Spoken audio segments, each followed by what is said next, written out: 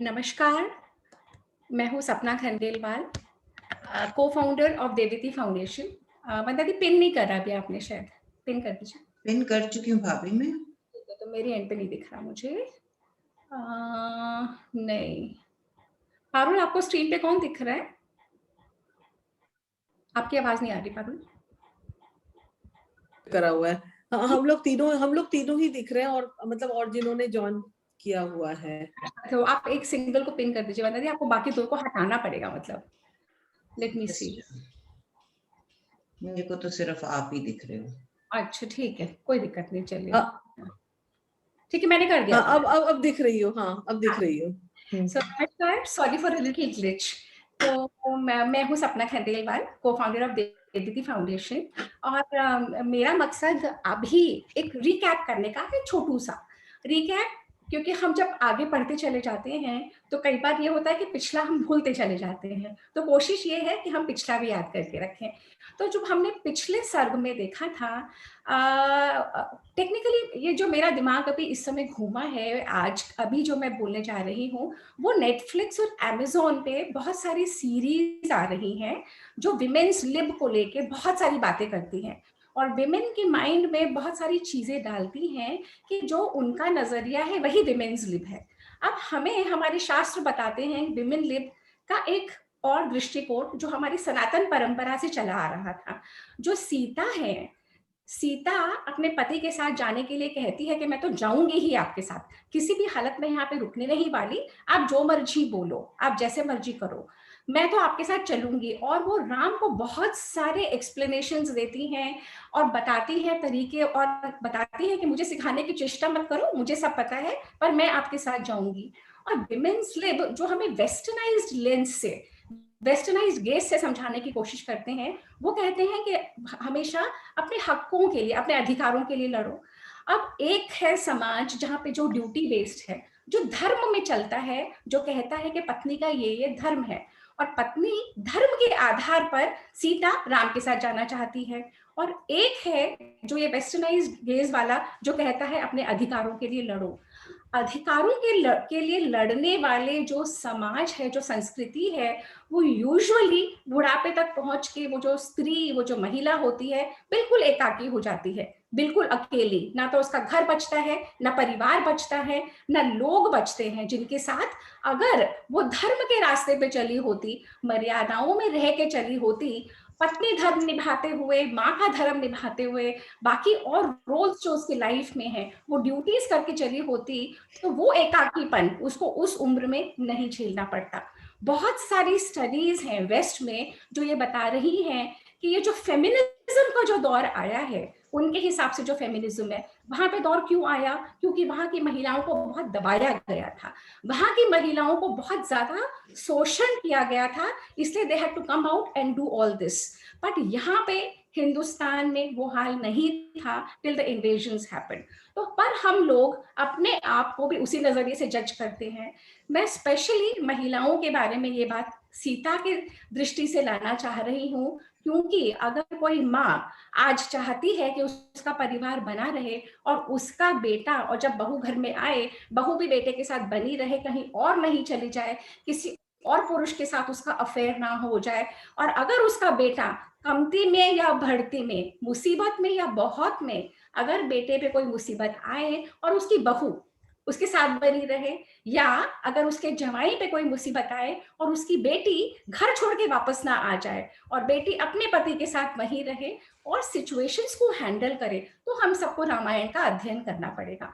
और रामायण का अध्ययन करके जहां जहां जो जो सीख है उसमें से हमें लेनी पड़ेगी। प्रॉब्लम ये आती है कि जब हम नेटफ्लिक्स और अमेज़न या इस तरीके की बॉलीवुड की मूवीज, क्योंकि हमारे मन का भोजन क्या है, जो हम देखते हैं, सुनते हैं, पढ़ते हैं, वही हमारे मन का भोजन है। जैसे हम खाना खाते हैं, वो हमारे शरीर का भोजन है। और अब हम अगर देखेंगे, सुनेंगे, पढ़ेंगे वही चीजें, सो कॉल्ड विमेन्स लिब वाली चीजें, तो हम सब भी यहाँ से पोल्यूटेड होते जाएंगे। चलिए, ये जो मैं ला रही थी आप लोगों को इस पॉइंट तक कि पिछला जो हमने करा था, वो सीता का वन में जाना था और किस तरीके से कौशल्या अपने आप को संभालती हैं, शिकायत भी करती हैं और कैसे कौशल्या कहती है कैकेयी की वजह से सब कुछ हो रहा है, परंतु कौशल्या और कैकेयी में जो 2 बहुत जो डिफरेंसेस हैं, कैकेयी भी बहुत गाली-गलौज देती है पर अड़ जाती है, मैं तो यही करूँगी, ये उसका विमेन्स लिब है। कौशल्या भी शिकायत करती है, बहुत कुछ बोलती है दशरथ को, परंतु जब दशरथ विवश हो जाते हैं, तो कौशल्या स्थिति को संभाल लेती है और कहती है कि कुछ दैव का रहा होगा, कुछ कर्मों का खेल होगा, कुछ भाग्य का खेल होगा। तो इसी बात पे अब मैं वंदना दी को इनवाइट करती हूँ, वो आज का सत्र हमें बताएं। हाँ जी वंदना दी। थैंक यू भाभी। कर लें पहले। हाँ जी।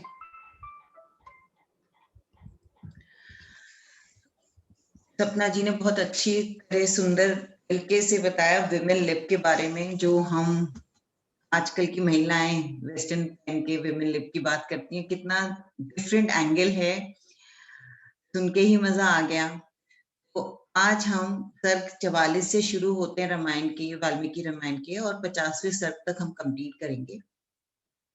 हमने देखा श्री राम को वनवास हुआ है और पूरी अयोध्या नगरी व्याकुल हो गई है, शोक से भरी हुई है, राजा दशरथ भी गिर रहे हैं और अपने आप को सबको संभालना मुश्किल हो रहा है। ऐसे कौशल्या जो माँ है, उनको अपना आपको संभालना इतना मुश्किल हो रहा है। हम सब मदर्स हैं यहाँ पे बहुत सारी, तो सबको ये पता है बच्चों का वियोग हमें कितना दुखदायक है, लेकिन ऐसे में सुमित्रा एक मतलब हमने सुमित्रा के बारे में बहुत कम पढ़ा है। सुमित्रा एक स्ट्रॉन्ग वुमेन है। उसको उनका कैरेक्टर इतना स्ट्रॉन्ग दिखाया गया है इस 44वें सर्ग में कि वो इतनी स्ट्रॉन्ग है, उनका खुद का बेटा जा रहा है और कौशल्या माँ को वो समझाने में लगी हुई है कि तुम क्यों शोक कर रही हो।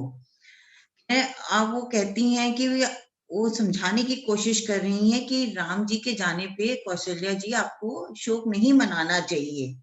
वो फिर सीता राम को लक्ष्मण के साथ देखेंगी, मतलब उनको एक ढाढ़स बनवाते हैं ना कि नहीं, you'll see them again, don't worry, they'll come back, वापस आएंगे, आप उनके लिए उनके प्रति शोक मत करिए। उनका बेटा भी जा रहा है, लेकिन देखिए वो कितनी ज्यादा साहसी हैं, वो कौशल्या को समझा रही हैं कि आप अपना वो मत छोड़िए, अपनी पेशेंस मत छोड़िए, बच्चे वापस आएंगे, राम जी सीता लक्ष्मण के साथ वापस 14 वर्ष के बाद आएंगे और आपकी आंखें उन्हें देखेंगी, और आपकी आंखें जो अभी रो रो के एकदम पानी बहा बहा के ऐसी हैं, डर नहीं होंगी, वो सूखेंगी नहीं, लेकिन जब वो वापस आएंगे आप अभी उन्हीं आंखों की आंसुओं की वर्षा से उन दोनों का स्वागत करेंगी। देखिए इसमें सुमित्रा जी की कितना स्ट्रॉन्ग वो दिखाया है। वो अपने बेटे के लिए नहीं बोल रही, वो कौशल्या को उनके पुत्र और पुत्र वधू के लिए बोल रही है और कह रही है मेरा जो लक्ष्मण है उनकी सेवा के लिए गया, उनको उनका रक्षा के लिए उनके साथ गए। सॉरी मैं वर्ड के लिए अटक गई थोड़ा सा। वो जब समझा रही हैं तो कहती हैं कि राम जी जो उत्तम गुण वाले हैं और पिता को सत्यवादी बनाने के लिए वन में गए हैं, धर्मात्मा हैं, जैसे व्यक्ति के लिए शोक नहीं करना चाहिए। लक्ष्मण जो उनके साथ हैं वो बहुत अच्छी बात है, क्योंकि लक्ष्मण का जाना बहुत लाभदायक होगा। इस वजह से लाभदायक होगा जो राम जी का प्रयोजन है वनवास का, उसको सक्सेसफुल बनाने के लिए। क्योंकि अगर राम जी के साथ लक्ष्मण नहीं होते तो सीता की रक्षा कौन करता? अगर वो एक ही जना होता, वही वन में फल फूल लेने जाता, खाना पीना लेने जाता, तो स्त्री के साथ कौन होता? तो अब क्या था, जब लक्ष्मण जी साथ गए तो लक्ष्मण जी ये सब कार्य करते थे और रात को वो जगते थे रक्षा करने के लिए। तो कह रही है कि राम के इस प्रयोजन में लक्ष्मण जी साथ गए हैं तो आपको इसमें शोक नहीं करना चाहिए। और ये वो कहती है कि मुझे पता है कि सीता को एक अच्छी जिंदगी व्यतीत करनी चाहिए थी, उनको एक राजसी वो व्यतीत करना चाहिए था। उसने कुछ सोच के ही राम को फॉलो किया होगा ना, ऐसे तो नहीं कि जी मैं मन हो रहा है तो वनवास चल दिए हस्बैंड के साथ उठ के। उन्होंने कुछ सोच के ही श्री राम को फॉलो किया वनवास के लिए। तो हे कौशल्या दीदी, आप उनका जाने का शोक मत करिए। और फिर उनको समझाती हैं कि ऐसे क्या है कि श्री राम को जो सूर्य की किरणें हैं वो दुखी नहीं कर सकती। जो चंद्रमा की रात, जो शीतल चंद्रमा की रात उनके शरीर को ठंडक पहुंचाएगा। दिव्य अस्त्र जो विश्वामित्र ने उनको दिए थे, जो इवन वो उन्होंने स्वयंवर में जीते थे, उन्होंने राजा जनक ने उन्हें दिए थे, वो उनकी रक्षा करेंगे। राम एक शूरवीर हैं, जिस प्रकार वे महल में निडर से रहते थे उसी प्रकार वो जंगल में भी रहेंगे। राम किसी से भी नहीं डरते क्योंकि वो एक महापुरुष हैं, बिना किसी खोट के हैं, कोई गलत कार्य नहीं करते। जब हम कोई गलत कार्य नहीं करते तो हमें किसी चीज का डर नहीं होता। ऐसे सुमित्रा उनको बोलती कि जब उन्होंने कोई गलत कार्य ही नहीं किया तो उन्हें किस चीज का डर है। वो एक निडर लाइफ ही जिएंगे जंगल में जाके, उनको कोई डरा नहीं सकता। और उनकी वैसे तो कोई भी उनके दुश्मन नहीं है, लेकिन वो इतने महाबली हैं, इतने वीर पुरुष हैं कि दुश्मन उनके धनुष की नोक पे रहते हैं। मतलब अगर कोई दुश्मन आ भी गया तो उनका धनुष इस लायक है कि वो फटाफट उसको चीर कर देगा।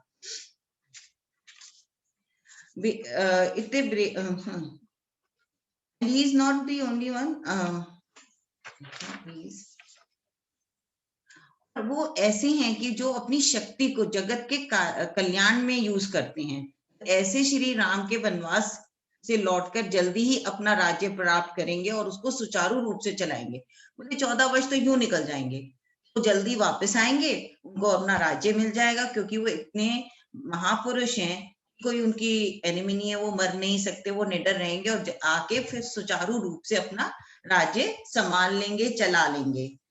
सुमित्रा श्री राम जी की तुलना बहुत खूबसूरती से करती हैं और क्या कहती हैं, सूर्य को प्रकाश देने वाले हैं, अग्नि को आग देने वाले हैं। मतलब सूर्य की जो रोशनी है वो राम जी दे रहे हैं, अग्नि में जो ज्वाला है वो राम जी दे रहे हैं, प्रभु के प्रभु हैं, लक्ष्मी में उत्तम लक्ष्मी हैं और क्षमा के भी क्षमा हैं।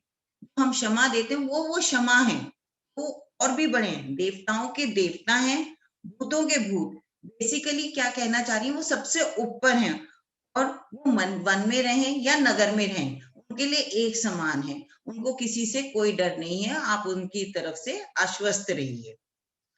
और जिसके पीछे सारी नगरी है, सीता रूप में लक्ष्मी गई हो, उसके लिए कुछ भी कठिन नहीं हो सकता। मतलब इतने लोग उनको इतना प्यार करते हैं, सो लव बाय एवरीवन, ऐसे उसके लिए तो कुछ भी गलत हो ही नहीं सकता। और जिसके साथ धर्मचारी लक्ष्मण गए हो, श्रेष्ठ धर्मचारी, वो लक्ष्मण को बहुत ऊपर बताती हैं धर्म के मामले में, क्योंकि लक्ष्मण ने जो अपना भाई का धर्म था, बहुत छोटे भाई का धर्म बहुत अच्छी तरह से निभाया था। अपने भाई की रक्षा के लिए, अपनी भाभी की रक्षा के लिए, वो भी 14 साल के वनवास के लिए गए थे। पर उनसे श्रेष्ठ धर्मचारी तो कोई है ही नहीं, तो जब वो साथ गए हैं तो आपको किस बात का डर है। और बार बार आश्वासन देती हैं कि जो पाप रहित स्त्री है, मतलब पाप रहित स्त्री कौन बता रही है, वो सीता को। मुझे जब ऐसी स्त्री हो, ऐसे पत्नी हो, तो उस पति को कोई भी डर नहीं करता। राम को आंसुओं से और कौशल्या राम के जाने का, उनको कौशल्या को राम के जाने का शोक नहीं करना चाहिए, धैर्य रखना चाहिए। और उन्हें तो he should feel happy कि उनको एक दोष रहित पुत्र की प्राप्ति हुई है, जो कठिन मार्ग पर चलने पर भी अपना धैर्य नहीं खोते। इतना भी कठिन वनवास का रास्ता क्यों ना हो, वो कहेंगी, वो कहती हैं कि वो अपना धैर्य नहीं खोएंगे, तो आप उनके प्रति शोक मत करिए। और कहती हैं कि वो आप फिर जब 14 साल बाद वनवास से आएंगे तो आप फिर उनको आंसू की वर्षा से उनका स्वागत करेंगी। बेसिकली वो ये कहना चाह रही हैं कि 14 साल बाद आप कौशल्या, आप बिल्कुल ठीक ठाक रहेंगी, आपकी आंखें ठीक रहेंगी और आप में वही इमोशंस होंगे, आप ठहर नहीं जाएंगी इस गम को लेके कि हाय मेरा बेटा नहीं है। आपकी आंखें भी उस टाइम बिल्कुल सही होंगी, आप देख पाएंगी और आंसुओं से ही स्वागत करेंगी। माता सुमित्रा के ऐसे वचन सुनकर कौशल्या को राहत मिलती है और उनका दुख समाप्त होने लगता है। देखिए कितनी अच्छी तरह आश्वासन देती हैं कि कौशल्या को धीरे धीरे उनको लगता है मेरा दुख कम हो गया है। जैसे कि उसमें इसमें कंपेयर किया गया जैसे विंटर्स में रेनी क्लाउड आते हैं, थोड़े से बादल बरसते हैं और फिर चले जाते हैं। ये 14 वर्ष भी छट जाएंगे और ऐसे ही सुमित्रा का जो कौशल्या का दर्द है वो उन बादलों की तरह गायब हो जाता है। 45वें सर्ग में हमें अयोध्या के लोगों के बारे में बताया है, किस तरह से श्री राम को फॉलो करते हैं। सब लोग इतना श्री राम को प्यार करते हैं कि वो उनके पीछे पीछे चलते हैं, वो श्री राम को फॉलो करते हैं और जबकि उनको बहुत दूर से दिख नहीं रहा होता लेकिन फिर भी वो फॉलो करते हैं उनको। राजा दशरथ तो लौट जाते हैं क्योंकि मंत्रीगण ने उनको बोला था जो वापस आते हैं उनको बहुत दूर तक छोड़ के नहीं आना चाहिए। दशरथ जी तो लौट जाते हैं पर प्रजाजन फॉलो करते रहते हैं। इसलिए क्या करते हैं राम जी, क्योंकि राम जी को भी अपने प्रजा से बहुत प्यार होता है और उनको लगता है मेरी प्रजा मेरे बच्चों के समान है, तो बहुत धीरज से बहुत प्यार से अपनी प्रजा को समझाने की कोशिश करते हैं और बोलते हैं प्लीज आप लोग वापस लौट जाएं और फिर उनसे रिक्वेस्ट करते हैं। देखिए वो खुद तो जा रहे हैं, प्रजा उनसे ही आसक्त रखती है, तो उन्हें ये मन में ये होता है कि भरत के राजगद्दी संभालने के बाद कहीं ऐसा ना हो कि लोग भरत को रिस्पेक्ट ही ना करें, क्योंकि उनकी माँ की वजह से, भरत की माँ की वजह से राम जी को वनवास मिला है। मन में उनके भी कुछ दुखी सी रहती है। वो प्रजा को एड्रेस करते हुए ये बोलते हैं कि देखो आप लोग भरत को अपना प्यार देना, अपनी मोहब्बत देना, अपना राजा समझना, he will give you happiness and comfort, आपको हर चीज की राहत भी देगा। अगर आप उनको रिस्पेक्ट दोगे तो ऐसा लगेगा कि आप मुझे इज्जत दे रहे हो, आप मेरे लिए प्यार बरसा रहे हो। वो अपनी तुलना भरत से करते हैं, भरत को अगर आप इतनी रिस्पेक्ट दोगे तो अल्टीमेटली मुझे वो मिल रही है, अगर आप मेरे से प्यार करते हैं तो भरत को भी प्यार दें, भरत को भी इज्जत दें, भरत को अपना राजा माने हैं। उनके हिसाब से भरत छोटे जरूर हैं लेकिन वो ज्ञानी हैं, वो आप लोग प्रजा का अपना ख्याल रखेंगे, प्रजा के लिए काम करेंगे, वह पराक्रमी हैं और कोमल स्वभाव वाले हैं। और वो इस वजह से वो पराक्रमी भी हैं और कोमल स्वभाव वाले भी हैं, तो वो राजा बनने लायक हैं। तो ऐसा ना करिए कि आप उनको उनकी रिक्वायर्ड रिस्पेक्ट ना दें। देखिए वो खुद तो जा रहे हैं छोड़ के और वो चाहते हैं कि प्रजा भी सुखी रहे और जो उस टाइम राजा बने उनको इज्जत भी दे, नॉट बिकॉज कि उनकी मदर ने, भरत की मदर ने कुछ उल्टा कराया तो लोग डिसरिस्पेक्ट ना दिखाएं। इससे क्या होता है, प्रजा के सामने राम जी का ये रूप देख के तो वो और ज्यादा मोहित हो जाते हैं राम जी से। बोलते देखो एक तो वनवास दे दिया है भरत की माँ ने और फिर भी भरत के लिए ही वाह वाह करे जा रहे हैं, तो उससे प्रजा और आसक्त हो जाती है और ज्यादा उनके पीछे पीछे चलने लगती है। अब इस वेग में नॉर्मल प्रजा तो थी ही, वहां के ब्राह्मण लोग भी, बड़े बूढ़े ब्राह्मण थे, वो भी राम जी के पीछे पीछे चलने लगे और वो जंगल की तरफ वो जा रहे थे और वो क्या आवाज दे रहे थे पीछे से कि भाई रुक जाओ रुक जाओ। जब वो नहीं सुनाई दे रहे थे तो वो घोड़ों को एड्रेस करने लगे, अरे बड़े कान वाले घोड़ों, हमारे तो कान इतने बड़े हैं, तुम्हें सुनाई नहीं दे रहा क्या, तुम रुक नहीं सकते क्या? तो और तुम्हें तो श्री राम को जंगल में लेके जाना ही नहीं चाहिए, तो तुम अब कर रहे हो श्री राम को जंगल में ले जाके।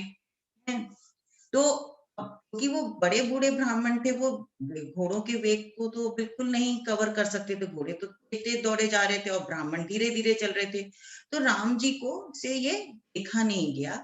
वो रथ से उतर के, देखिए कितने उनमें एक सेंटिमेंट था कि वे बड़े ब्राह्मण लोग वो रुकना नहीं चाहते थे लेकिन वो तकलीफ नहीं देना चाहते थे, उनका निर्मल हृदय था इतना कि वो जो उनके पीछे ब्राह्मण फॉलो कर रहे थे उनको तकलीफ नहीं देना चाह रहे थे, इसलिए घोड़ों से भी उतर के पैदल चलना शुरू कर देते हैं जिससे जो ब्राह्मण हैं उनके साथ साथ वो चल सकें।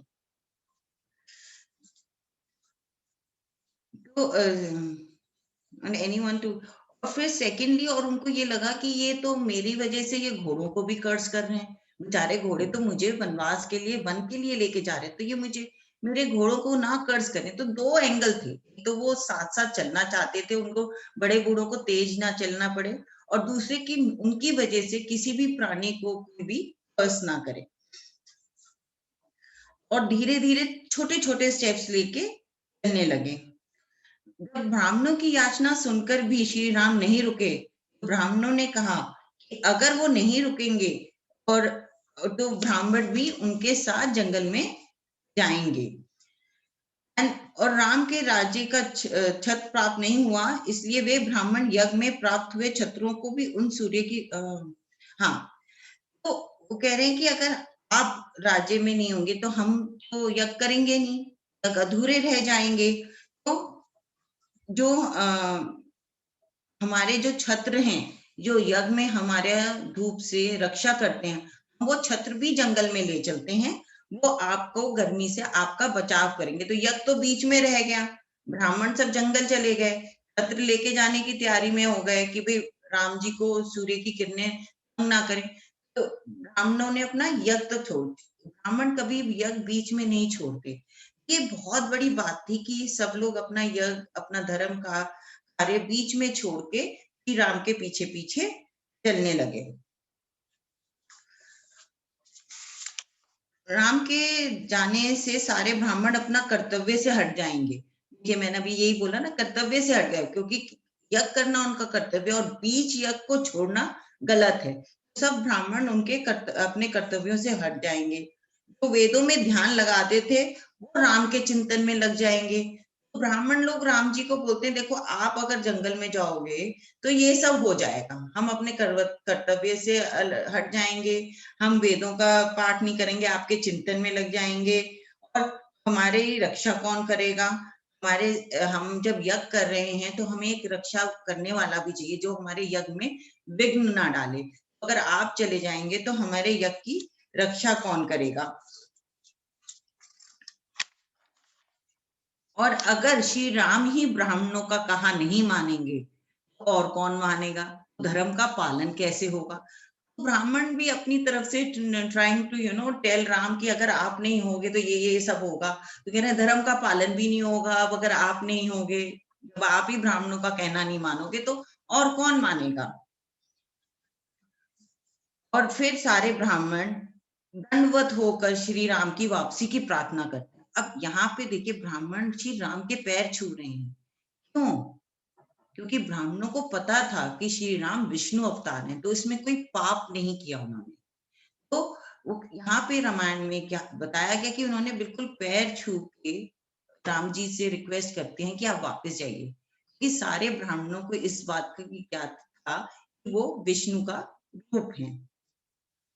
लेकिन ब्राह्मणों के इतना सब कुछ कहने पर भी श्री राम जी नहीं रुके हैं, और राम जी को लगा कि सारे दोष अब उनको लग जाएंगे कि यज्ञ बीच में छूट गया, कर्तव्यों का पालन नहीं कर रहे हैं ब्राह्मण। वो मन ही मन उनको ठेस भी पहुंच रही थी। फिर भी उन्होंने सबसे बोला कि प्लीज आप लोग वापस लौट जाएं, और अगर आप लोग मुझसे प्यार करते हैं तो उसको रेसिप्रोकेट करें, अपना लव और अफेक्शन भरत के तरफ दिखाने के लिए। लेकिन again he comes back to the same thing कि आप भरत के प्रति वो दिखाएं। और अब ऐसा लग रहा था कि सारे पेड़ पक्षी भी याचना कर रहे हैं कि वो चले जाएं। जो विवरण किया गया है कि वृक्ष अपनी जगह ठहर गए, मतलब ठहरे हुए थरथरा के कांप रहे हैं, मतलब वो हवा चल रही थी तो वो कांप रहे थे, तो ऐसा लग रहा था वृक्ष भी कांप रहे हैं उनके जाने से। पक्षी दाना चुनने नहीं जा रहे थे, और सब लोग किसी ना किसी रूप में श्री राम को परसुएट कर रहे थे वो रुक जाए। अब ये सब कुछ हो गया और राम को सब लोग सब कह रहे हैं, इतने में वो वहां तमसा नदी के पास पहुंचते हैं। और तमसा नदी वहां पे ऐसा लगता है कि तमसा नदी पीछे जा रही है और किसी तरह से श्री राम को रोकने की कोशिश कर रही है। जो इसमें बताया गया है रामायण में, वो कह रहे हैं कि नदी भी इस वेग से और इतनी तिरछी जा रही थी कि किसी तरह श्री राम वहां से वापस लौट जाएं। लेकिन किंतु श्री राम तमसा नदी के किनारे अपना रेस्ट करते हैं, बोलते हैं कि अब हम यहीं रुकेंगे और घोड़ों को भी आप फ्री कर दें, उनको रेस्ट करने के लिए छोड़ दें। सुमित्र अपने उनको बोलते हैं सुमंत जी को। तो और सुमंत जी राम जी का कहा मान के घोड़ों को नहलाते हैं, पानी पिलाते हैं, चारा करवाते हैं, क्योंकि वो रात को वहीं रुकने वाले थे। अब ये तमस के किनारे सबने डेरा तो डाल लिया, श्री राम, सीता, लक्ष्मण और सुभद्रा। अयोध्या वासी जो थे उनसे थोड़ी दूर पे, क्योंकि राजा हैं, वो थोड़ा सा डिस्टेंस बना के दूसरे पेड़ के पास, दूसरे पेड़ों के पास सारे अयोध्या वासी वहां पे थे। लेकिन अब क्या था, अब इतनी दूर तो सब लोग आ गए तमस नदी के पास तक। अब श्री राम जी को तो कुछ सोचना था सारे अयोध्या वासियों को वापस भेजने के लिए। तो पहले तो जब वो रेस्ट कर रहे होते हैं, पहले तो लक्ष्मण का शुक्रिया अदा करते हैं कि वो साथ आए, कि वो सीता की रक्षा कर सकेंगे। जैसे मैंने पहले भी कहा कि वो लक्ष्मण का बहुत बड़ा रोल है 14 साल के वनवास, सक्सेसफुल वनवास का, क्योंकि सीता की रक्षा के लिए, फल फूल लाने के लिए पूरे टाइम वो श्री राम के आगे आगे चलते हैं। तो ही थैंक्स लक्ष्मण, भाई तुम आए मेरे साथ, अगर तुम नहीं होते तो मुझे उन्हें किसी और की मदद लेनी पड़ती, कोई और सहायक बनाना पड़ता। अब पहली रात है तो वो किसी भी नगरवासी से अट्रैक्ट नहीं होना चाहते कि कोई उनको और रिझाए वापस ले जाने के लिए कहे। और उनको ऐसा लगता है वन और वन के वासी सभी उनकी इस व्यथा से बहुत दुखी हैं। मतलब श्री राम को भी लगता है, क्योंकि उनके मन में भी खुद दुख होता है अपनी अयोध्या नगरी को छोड़ने का। चाहे वो धर्म के रास्ते पे चल रहे हैं, अपने पिता को सत्यवादी बनाने के लिए उनके वचन सत्य रहें इसलिए जा रहे हैं, लेकिन मन में वो भी, उनको भी व्याकुल होते हैं कि मैं अयोध्या छोड़ रहा हूँ, माँ बाप को छोड़ रहा हूँ। तो उनको ऐसा लगता है कि पेड़, वृक्ष, फूल सब रो रहे हैं उनके वनवास जाने के लिए। क्योंकि जब शाम के वक्त जब चिड़िया वगैरह वापस आती है ना, आप कभी शाम को बाहर निकलेंगे, you listen lot of chirping. उस दिन उनको ऐसा प्रतीत हो रहा था कोई चहचहा नहीं रहा, नदी भी बहुत धीरे धीरे बह रही है, पेड़ भी नहीं हिल रहे हैं। तो ऐसा उनको लगा कि सब के सब शोक में हैं।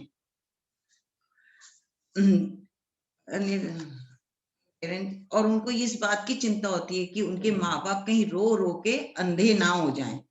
अपने आप को समझाते हुए वे अपने आप मन ही मन सोचते हैं कि भरत तो बहुत अच्छे हैं, वे माँ बाप की अच्छा ख्याल रखेंगे और इसलिए उनको चिंतित नहीं होना चाहिए। देखिए, एक तरफ व्याकुल हो रहे हैं कि मेरे माँ बाप अंधे ना हो जाएं, और दूसरी तरफ कह रहे हैं नहीं नहीं भरत तो बहुत अच्छे हैं, he will take care of my parents, he will take care of the state, so he should be rest assured. तो ऐसा है, महापुरुष तो हैं, लेकिन मन में इमोशंस तो दोनों ही तरीके के हैं। Doesn't want to eat anything though they could find fruits and अब उनका मन इतना चिंतित होता है कि उनसे कुछ खाया नहीं जाता, तो वो कहते हैं मेरे को आज कुछ खाने को नहीं। हाँ जी, हाँ जी भाभी, एक पॉइंट ऐड करूं? हाँ हाँ प्लीज। हाँ, पॉइंट ये है कि मनुष्य अवतार लेके आए। तो जब मनुष्य अवतार लेके आए हैं तो वाल्मीकि जी ने इतने सुंदर ढंग से सारे इमोशंस उजागर करे हैं, जैसे एक ह्यूमन बीइंग फील करता है ना। तो ह्यूमन बीइंग क्या फील करता है कि अगर मैं खुद दुखी हूँ तो मुझे पूरा संसार दुखी लगता है। yes. अगर मैं बहुत परेशान हूँ, मुझे लगेगा चिड़िया परेशान कहा ना। तो जो आपने बोला बहुत अच्छा बताया। और क्योंकि वो इस रूप में है और उन्हें सब कुछ दुखी लग रहा है, उन्हें सब कोई परेशान लग रहे हैं क्योंकि उनका मन लग रहा है, परंतु खुद को काउंसलिंग भी कर रहे हैं, खुद की काउंसलिंग कर रहे हैं, नहीं नहीं भरत ऐसा नहीं है। तो वाल्मीकि जी ने बहुत ही सुंदर ढंग से यहाँ पे लाके और ये पूरा हैंडबुक दृश्य बताया, दिखाया है, आंखों के सामने अलाइव आ जाता है हमारे। यस, व्हेन यू, हम जब पढ़ते हैं ना, तो देखिए मुझे तो पॉइंट्स लिखने पड़े, लेकिन आप लोग ने जब ने पढ़ा होगा तो पढ़ते हुए भी आपको उस चीज का चित्रण एकदम सामने आया होगा। चित्र मैंने तो पॉइंट्स हिंदी इंग्लिश मिक्स में बना रखे हैं, so I am just reading them and then trying to be in Hindi all the time. लेकिन इसमें सबसे अच्छा जब चित्रण करते हैं ना, तो जो राम जी के इमोशन, जैसे सपना जी ने बताया, both the emotions are there, व्याकुल भी हैं और फिर अपने आप को समझा रहे हैं। Many a times he does that in आगे भी हम सर्गों में देखेंगे, बहुत बारी श्री राम अपने आप को समझाते भी हैं अपने इमोशंस के ऊपर आके कि नहीं नहीं, all is good, Bharat is going to take care. तो इस पर्टिकुलर उसमें तो वो पहली रात होती है तो वो चिंतन में होते हैं और उनको इतना वो होता है कि वो कहते हैं मुझे कुछ खाना पीना नहीं है, मैं सिर्फ पानी पी के सो जाऊंगा।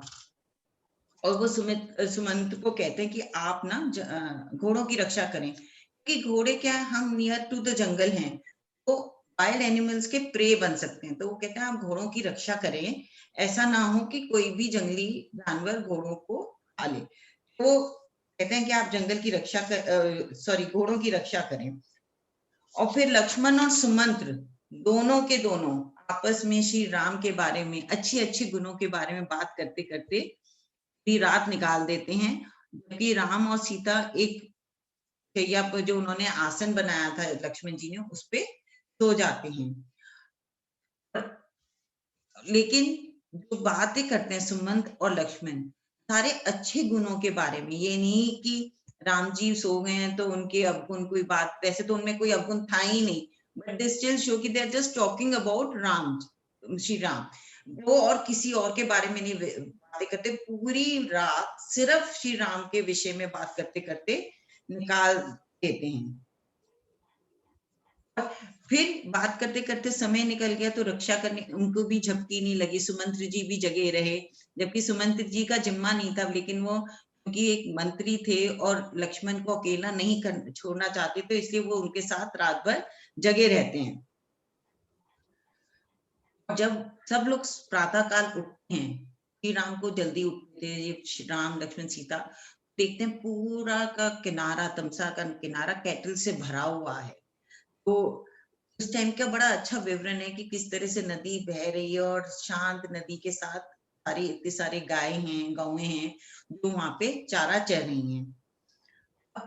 श्री राम उठे तो देखा कि सारे अयोध्यावासी सामने सो रहे हैं, दूर पेड़ के पीछे सब, कोई किसी पेड़ के नीचे लेटा हुआ है, कोई किसी, सब लोग बहुत अनकंफर्टेबल से हैं और उन्हें बहुत बुरा लगता है। He wanted them go back, वो किसी तरह उन चाहते थे कि अयोध्यावासी बिना किसी कष्ट पाए रहें और वापस चले जाएं। तो वो क्या कहते हैं, वो सुमंत को कहते हैं कि सुमंत, हम लोग पहले निकल जाते हैं जिससे पहले कि अयोध्यावासी उठें। ये तो अच्छा आइडिया था उनका कि उनके उठने से पहले चले जाएं, लेकिन अगर आप उठ के जाएंगे तो दूर से भी देख सकते हैं, तो उनको डॉज करते हैं।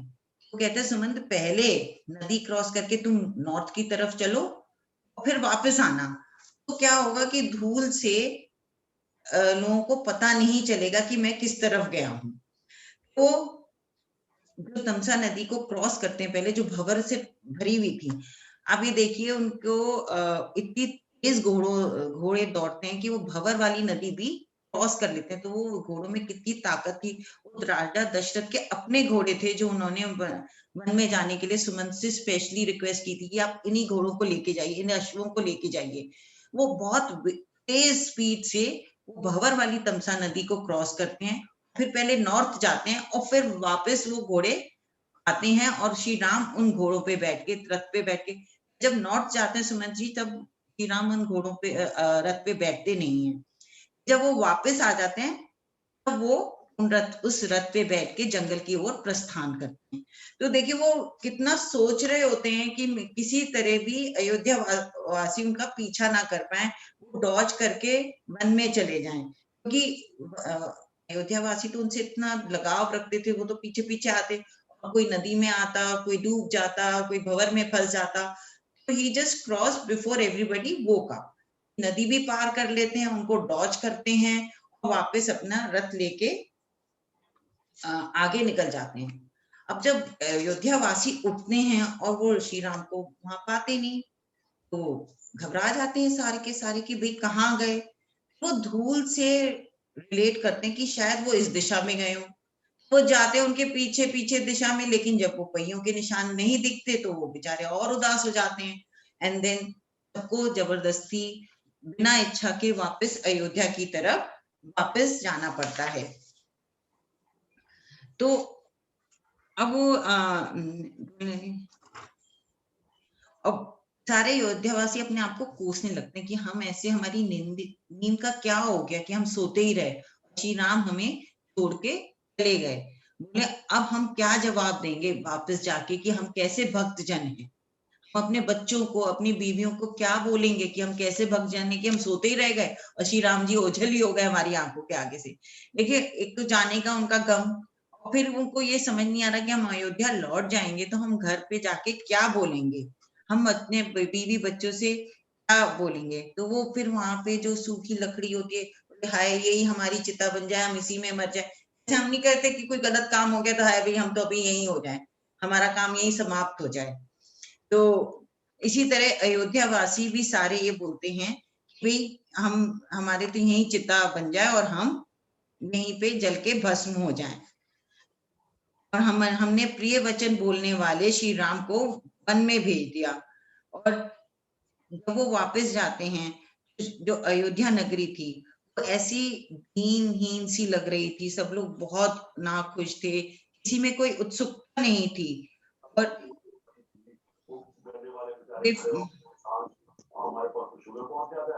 यहाँ से आवाज आ रही है बहुत जोर से।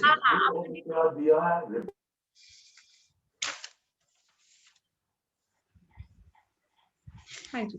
हाँ, तो अब ये सब व्याकुल दर्दनाक उसमें वापस अयोध्या की तरफ लौट जाते हैं। वो बिल्कुल अजीब की तरह हो जाते हैं, कोई जीवन ना हो जिसमें, बिल्कुल उस तरह से हो जाते हैं। And families, the kids, everybody starts crying seeing the people, सब लोग बिना श्री राम के वापस आ गए हैं।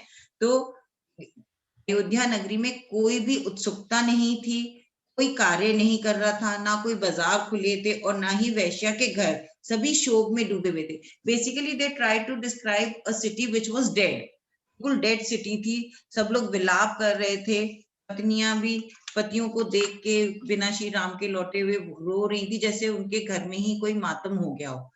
बेसिकली सब घरों में ऐसा दिखाते हैं कि सब घर में विलाप चल रहा है, कोई भी खुश नहीं है। और फिर सोचते हैं कि वो माउंटेन्स और वो पहाड़, वो वन, वो वृक्ष कितने लकी हैं जहां पे श्री राम जी गए हैं, जहां जहां उनके चरण पड़े हैं, वो सारे लैंड एरिया या पहाड़, वो कितने लकी हैं क्योंकि श्री राम के वहां चरण पड़े हैं, they can see Shri Ram. और कहते हैं कि हम सबको उन पीछे पीछे जाना चाहिए इससे पहले कि श्री राम और आगे चले जाएं। हमें श्री राम के साथ ज्यादा प्रोटेक्टेड फील करते हैं, हैप्पी फील करते हैं। और हम सीता मैया की सेवा करेंगे और सारे मेन को राम जी की सेवा करेंगे। और राम के बिना अयोध्या में कुछ भी नहीं है।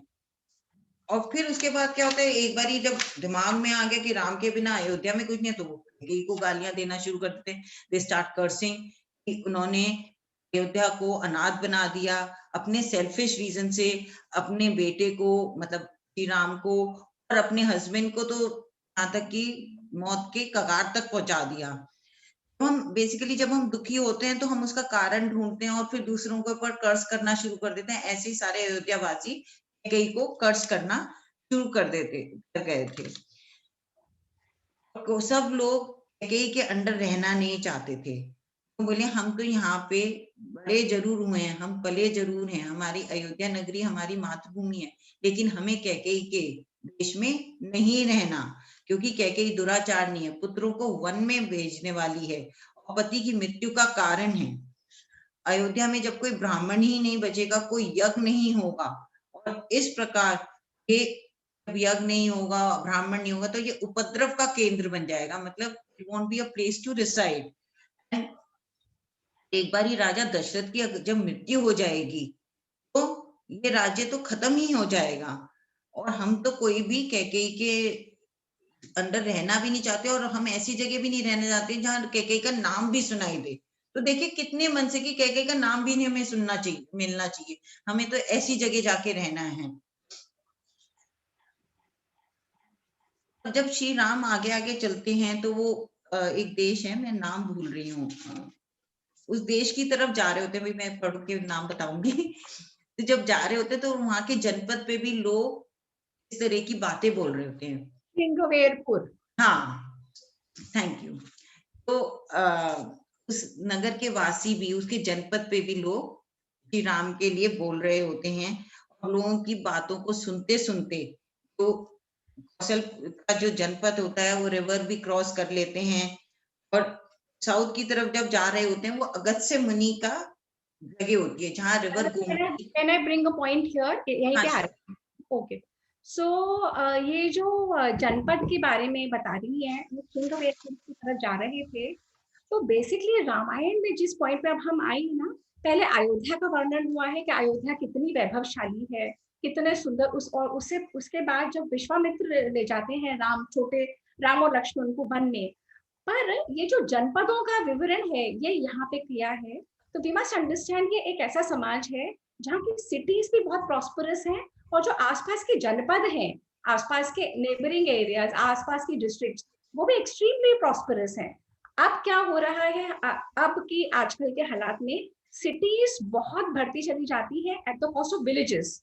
विलेजेस में इतनी जबरदस्त गरीबी है, पॉवर्टी है कि सब लोग छोड़ छोड़ के भागे चले आते हैं सिटीज में। परंतु ये रामायण के काल में बताया है कि जितनी प्रोस्पेरिटी अयोध्या में थी, उतनी ही प्रोस्पेरिटी, उतने ही वहां के लोग हृष्ट पुष्ट, वहां पे कोई बीमारी नहीं, वहां पे उद्यान और सारे तालाब और पॉन्ड्स और सारे फूल फ्लावर्स एंड गाय भरी हुई है, उनके मार्केट्स भरे हुए हैं।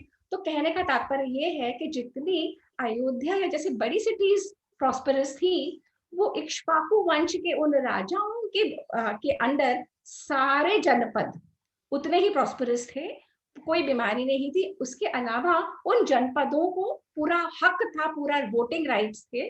जब राम को भेजना था, राम को युवराज बनाना था, तो महाराज दशरथ सबको बुला के उनकी कंसेंसस लेते हैं। तो ये सारे जनपद के लोगों के पास उतने राइट्स थे, और ये सारे जनपद के लोग उस समय क्रिटिसाइज करने का पूरा हक रखते थे।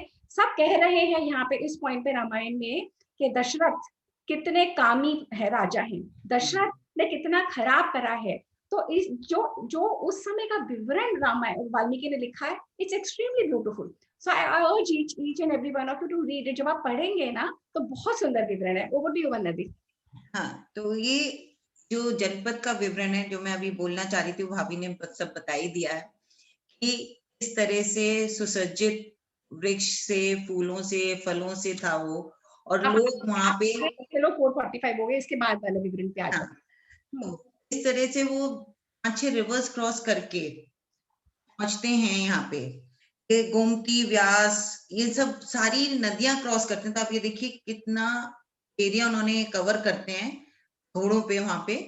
और जो ये नदी पार करके पहुंचते हैं, बहुत प्रॉस्परस लैंड है, एज टोल्ड बाय सपना भाभी। ये जो लैंड था, ये राजा मनु ने दिया था इक्ष्वाकु को। तो फिर राम और सूत के बीच का एक कन्वर्सेशन है इसमें अबाउट दी हंटिंग, पहले किस तरह शिकार खेला जाता था। वो राम जी को शिकार का कोई शौक नहीं है, बोले पहले तो हम वन में आते थे, शिकार करते थे, पर मेरी बस यही इच्छा है कि मैं जाके अपने पेरेंट्स से, अपने माँ बाप से मिलूं।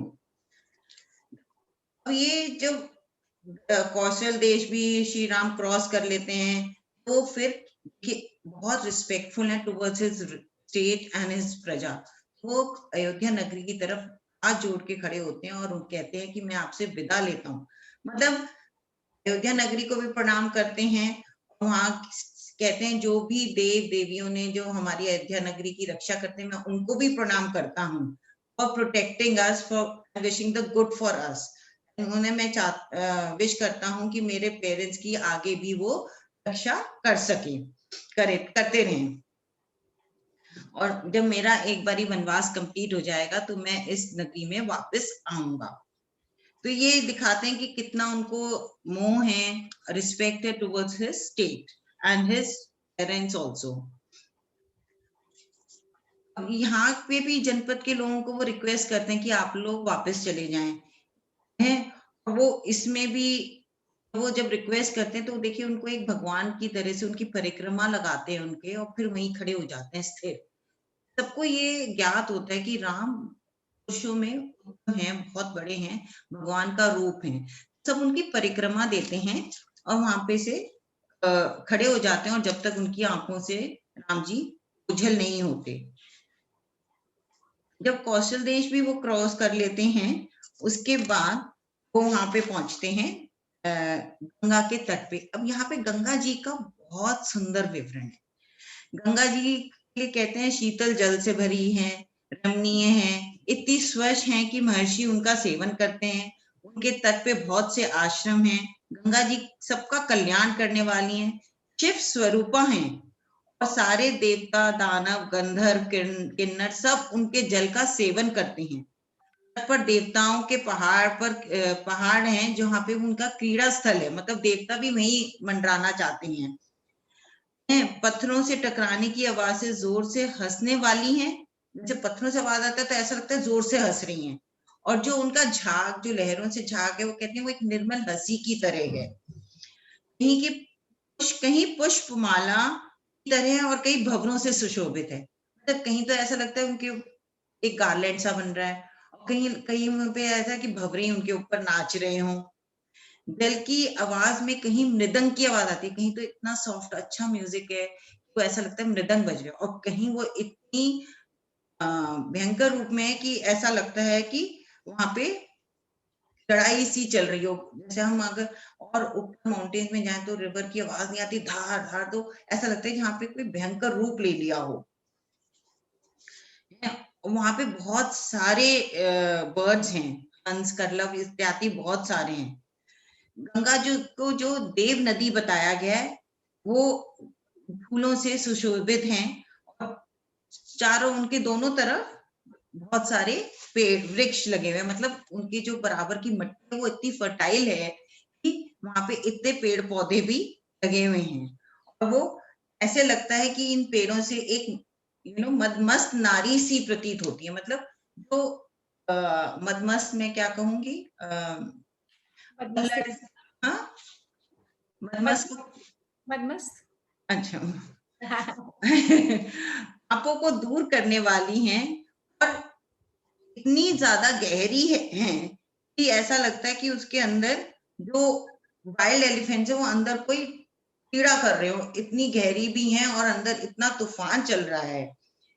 भगवान विष्णु के पांव से प्रकट हुई हैं, फल फूल पक्षियों से सुशोभित, सारे पापों का नाश करने वाली, राजा भगीरथ के तप से जिनका उद्गम हुआ है। शिव जी की जटा से, राजा भगीरथ के तप से उद्गम हुआ शिव जी की जटा से। राजा भगीरथ ने जब तप किया था तब शिव जी की जटा से गंगा जी उत्पन्न हुई थी। उनके जल में सर्प और घड़ियाल निवास करते हैं। समुद्रों की रानी है वो। देव नदी के किनारे श्री राम रुकते हैं और रात वहीं व्यतीत करना चाहते हैं। मतलब ये तो गंगा जी के बारे में बताया, इतनी सब चीजें हैं, हो सकता है मैं 2-4 चीजें भी मिस कर गई हूँ। और फिर इस नदी, गंगा नदी के किनारे राम जी अपनी इच्छा जाहिर करते हैं रात को रुकने की है, और कहते हैं कि मैं यहाँ रुकूंगा तो मुझे रात भर में भी, सुबह भी मुझे गंगा के दर्शन होंगे, तो हमको यहीं रुकना चाहिए। राम जी के आने की जब खबर ये राजा गुहा को लगती है, जो श्रृंगवेरपुरम के राजा थे, वो आते हैं राजा का अभिनंदन करने, राजा को वेलकम करने। और राजा गुहा ना बहुत स्ट्रांग होते हैं, ऐसे नहीं है कि कोई ऐसे ही, बहुत अच्छे राजा थे, और वो में इतनी रिस्पेक्ट थी श्री राम के लिए, तो वो अपने जो राज्य के महापुरुष थे और मंत्री थे बड़े बड़े, उनको साथ लेके, मतलब पहले लोग ना कभी अकेले किसी का वेलकम करने नहीं जाते थे, हमेशा घर के बड़े बूढ़ों को साथ लेके चलते थे कि लोगों को should feel nice about it. तो अपने जो महल के बड़े मंत्री लोग थे सबको साथ लेके राम के अभिवादन के लिए जाते हैं, और उनसे रिक्वेस्ट करते हैं कि आप, अयोध्या है या ये मेरी नगरी है, आप यहाँ पे भी शासन करिए, आप यहाँ के राजा हैं। श्री राम उनको कहते हैं कि मैं, देखिए मैं तो वनवास के लिए निकला हूँ, मैं कहीं शासन नहीं कर सकता, ये तो आपका बड़प्पन है जो आपने मुझे ऑफर किया है। तो जो राजा गुहा हैं फिर उनको अपनी तरफ से खूब सारे ग्रेन्स, फल और घोड़ों के लिए खाना पीना ऑफर करते हैं।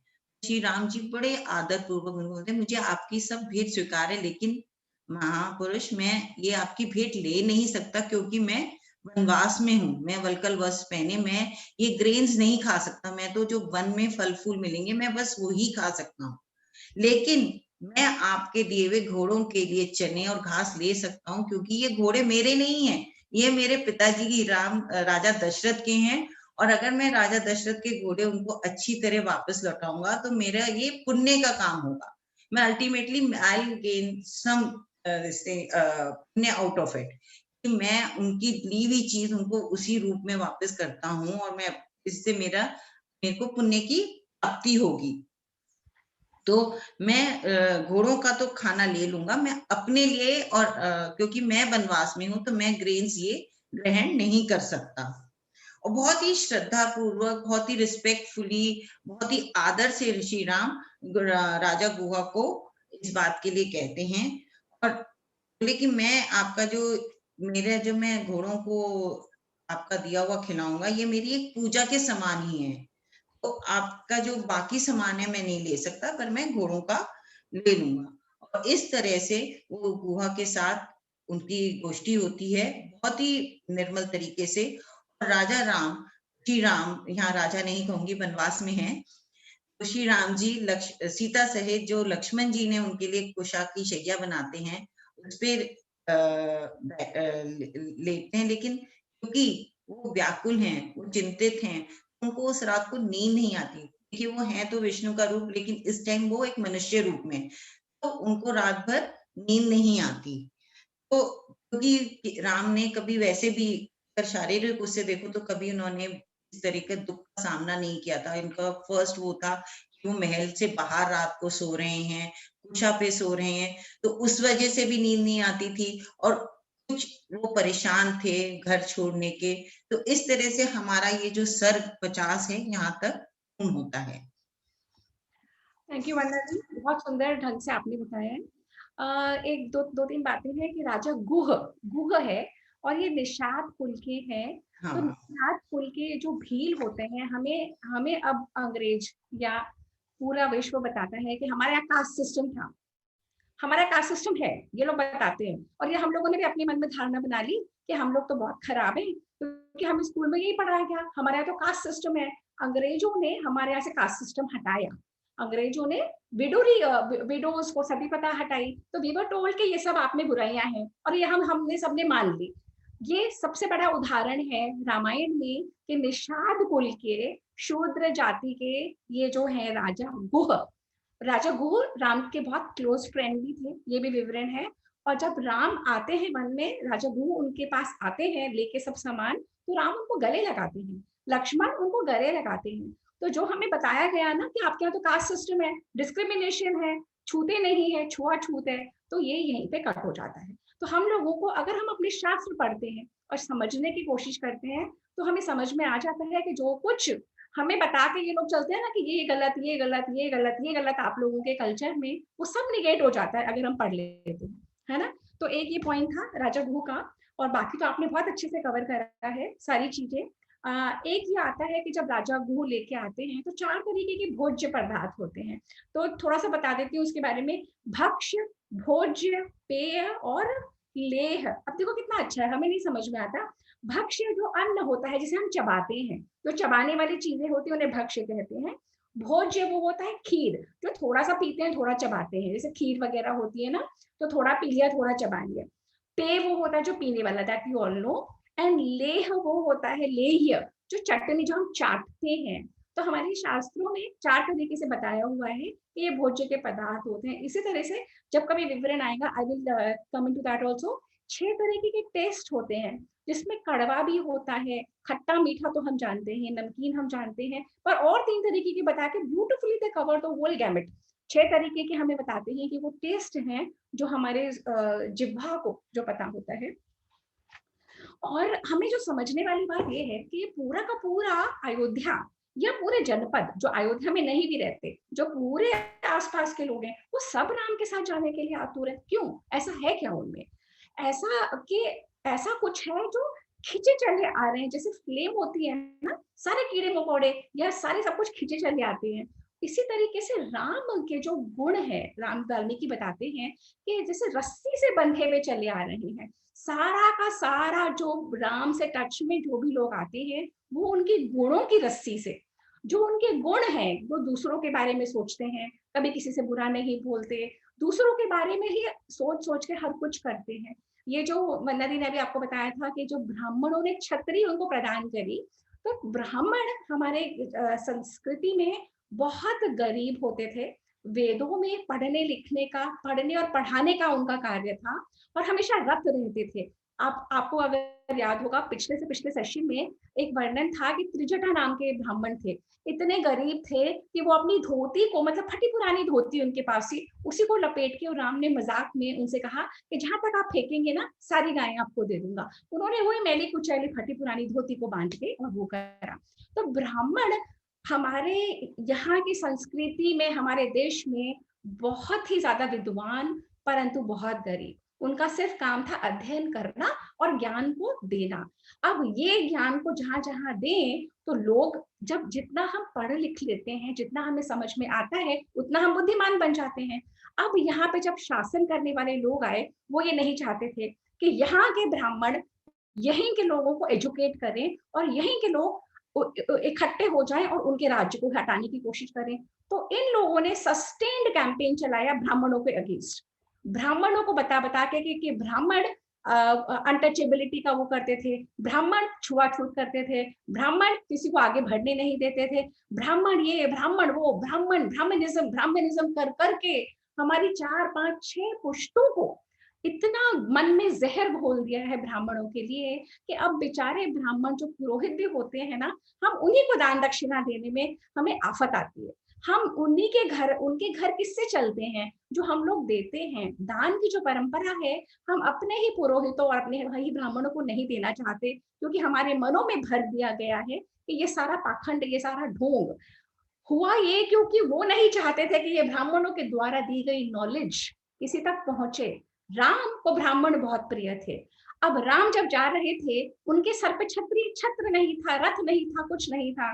तो ये जो वाजपेयी यज्ञ करते थे जब ब्राह्मण, तब उनको छत्री दिया जाती थी। तो वो सफेद श्वेत छत्र थे, और कुछ नहीं होता था गरीब ब्राह्मणों के पास तब भी और अब भी। और तब वो अपने छतरी भी उनको देना चाहते थे कि ये आपको बचा लेगी। तो we have to correct so many nuances जो हमारे कल्चर में हमें अपने ही एजुकेशन सिस्टम के हिसाब से भर दिया गया है, और जो हमें गलत सलत बता दिया गया है कि आपके कल्चर में ये सब खराब। ब्राह्मण उसका जीता जागता उदाहरण है, विमेन्स लिब उसका जीता जागता उदाहरण है।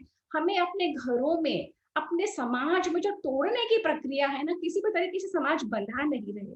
यहाँ पे राम एक आदर्श प्रस्तुत करते हैं, सीता एक आदर्श प्रस्तुत करती है कि जीवन कैसा होना चाहिए, लक्ष्मण एक आदर्श प्रस्तुत करते हैं कि भाई को भाई के साथ कैसा रहना चाहिए, बड़े भाइयों के साथ छोटे भाइयों का व्यवहार, छोटों के लिए बड़ों का। राम जो प्रजा को सबको लेके चलते थे, जो प्रजा के लिए इतना सोचते थे, तभी तो प्रजा उमड़ पड़ी है कि हमें वो ही चाहिए, नहीं तो किसी को क्या पड़ी है। राजा 3660 आते हैं, 3660 जाते हैं। तो ये जो छोटे छोटे मूल्य हैं और ये जो वैल्यूज हैं, ये जो हमें पकड़ के रखनी है और हमें जो करेक्शन करके जाना है, ये तब पॉसिबल होगा जब हम अपने शास्त्र पढ़ेंगे।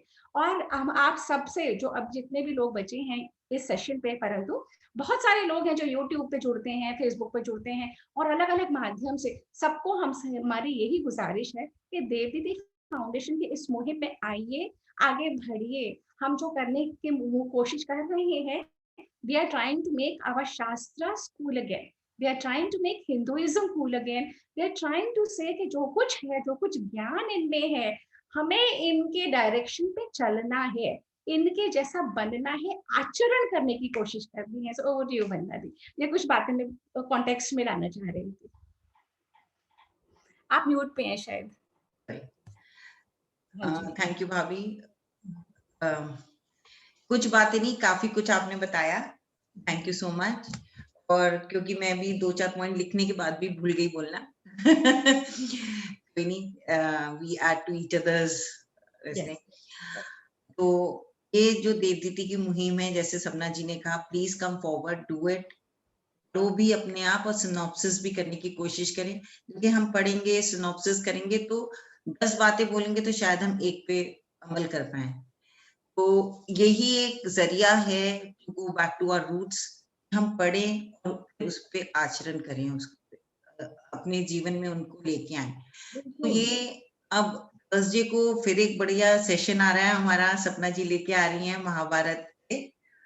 सपना जी बताएंगी क्या है आपका? हाँ, बिल्कुल। अब जो कमिंग टॉक है थर्सडे का, अच्छा उससे पहले हम ये डिस्कस कर लेते हैं हमें नेक्स्ट टाइम के लिए कहाँ खत्म करना है और कौन करेगा। आशिमा, आप हैं सेशन पे, आप करना चाहेंगी नेक्स्ट टाइम का सिनॉप्सिस? जी अभी मैं थोड़ा सा बिजी हूँ, आपकी आवाज नहीं आ रही है। सेशन में कर लूंगी। अच्छा, कोई दिक्कत नहीं, आपका हमें बिल्कुल सुनाई नहीं दिया, पर कोई हेलो, मेरी हाँ। आवाज पर मैं अभी मैं बिजी हूँ। ठीक है, ओके, ऑलराइट, हाँ, ओके फाइन। तो फिर वंदना दीदी, will sort it out offline. हम लोग ठीक है, अगले बारी हमने करना है पेज 375 से 401 तक, सर्ग 51 to 58। Perfect, perfect. ठीक है, और अनिला, अब थर्सडे के सेशन के बारे में आप बता दीजिए सपना जी। बिल्कुल बता रही हूँ। थर्सडे का सेशन बता के और फिर मैं वाइंड अप कर रही हूँ। तो जो अब टॉक है वो थर्सडे को है और महाभारत से पिकअप करा है मैंने धृतराष्ट्र का कैरेक्टर। तो टेक्निकली मैं चाह रही थी कि जैसे हम रामायण कर रहे हैं, भगवान कर रहे तो हम महाभारत भी कर पाए, but Mahabharat is a huge volume of work, so it won't be possible to go chapter wise. So what we will do is I will try and take it up as and when it comes along. तो पहली talk है वो धृतराष्ट्र के ऊपर है। धृतराष्ट्र के बारे में जो हमारे इमेज थी, जो हम सोचते थे, जब मैंने पढ़ना शुरू करा तो धृतराष्ट्र में उतना ही नहीं था, उनका बहुत बड़ा है फैसेट। तो धृतराष्ट्र ने पहले ही बता दिया था संजय को। In the first chapter Dhritarashtra बता देते हैं कि संजय, मैं उसी दिन समझ गया था कि हम युद्ध हार चुके हैं जब कृष्ण वहां खड़े हुए। संजय, मैं उसी दिन समझ गया था हम युद्ध हार चुके हैं जब द्रौपदी का चीरहरण हुआ। तो इस तरीके से धृतराष्ट्र ने पूरी जर्नी महाभारत की एट द फर्स्ट चैप्टर बता दी है। So it means goes to say कि जब हम अपने शास्त्र पढ़ते हैं हमारी आंखें खुलती हैं कि जो हम अपने कल्चर को समझते रहे हैं और जो हमें बताया गया है फ्रॉम अ वेस्टर्नाइज्ड गेज, ये वो नहीं है, ये कहीं ज्यादा डीप, कहीं ज्यादा सनातन है। तो अपन वो जर्नी करेंगे, है ना, हम वो वही जर्नी करेंगे धृतराष्ट्र की। और अगली बार का, और इसके बाद फिर सैटरडे को सेशन है हमारा पंचतंत्र और पुराणों की कहानियां। तो for by grace of God हम लोग रामायण, महाभारत, पंचतंत्र और पुराणों की एक खट्टी एक नदी को बना के समागम करते हुए चल रहे हैं। तो भगवान हमें प्रेरणा देता रहे और आप लोग हमारे साथ जुड़ते रहे। तो इन्हीं शब्दों के साथ we take leave and we thank Vanna Di for a lovely synopsis that she's presented today. क्योंकि जो सिनॉप्सिस देता है ना, वही जानता है कितना हार्ड वर्क है, एक्सट्रीम हार्ड वर्क। पढ़ लेना और भूल जाना या पढ़ लेना रख लेना इज समथिंग एंटायरली डिफरेंट। पढ़ के उसे अपने शब्दों में उतारना और फिर बोलना, तो यही वो प्रक्रिया है। पर जो ग्रोथ होती है ना, वो इसी से होती है। जब हम लिखना शुरू कर देते हैं जो हमने पढ़ा, और जब हम प्रेजेंट करने पे आते हैं ना, तो जब हमारी चर्निंग की जर्नी होती है उसी में हमारी ग्रोथ होती चली जाती है, which I can see in Mannadi, I can see in Ashima. Thank you everyone and Hari Om everyone.